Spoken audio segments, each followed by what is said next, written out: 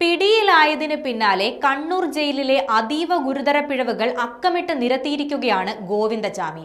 കണ്ണൂർ ജയിലിൽ കഞ്ചാവും ലഹരി വസ്തുക്കളും സുലഭമാണെന്നാണ് ജയിൽ ചാടിയ സൗമ്യ വധക്കേസ് പ്രതി ഗോവിന്ദചാമിയുടെ മൊഴി. പുറത്തേക്ക് ഫോൺ വിളിക്കാനും ജയിലിൽ സൗകര്യമുണ്ട്.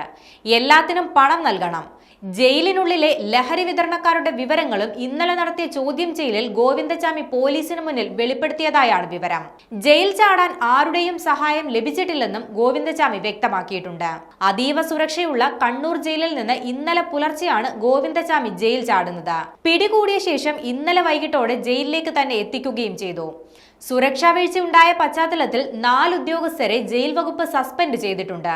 സെൻട്രൽ ജയിലിനകത്തെ ഇലക്ട്രിക് ഫെൻസിംഗും CCTVകളും പ്രവർത്തനക്ഷമമല്ലേ എന്നതുൾപ്പെടെയുള്ള കാര്യങ്ങളിലും പരിശോധന തുടരുകയാണ്. ഗോവിന്ദചാമിയുടെ ജയിൽ ചാട്ടത്തിൽ ജയിലിൽ സംഭവിച്ചത് അടിമുടി ഗുരുതര വീഴ്ചയാണ്. വെള്ളിയാഴ്ച രാവിലത്തെ പരിശോധനയിൽ തടവുകാരെല്ലാം അഴിക്കുള്ളിൽ ഉണ്ടെന്നാണ് ഗാർഡ് ഓഫീസർക്ക് ലഭിച്ച റിപ്പോർട്ട്.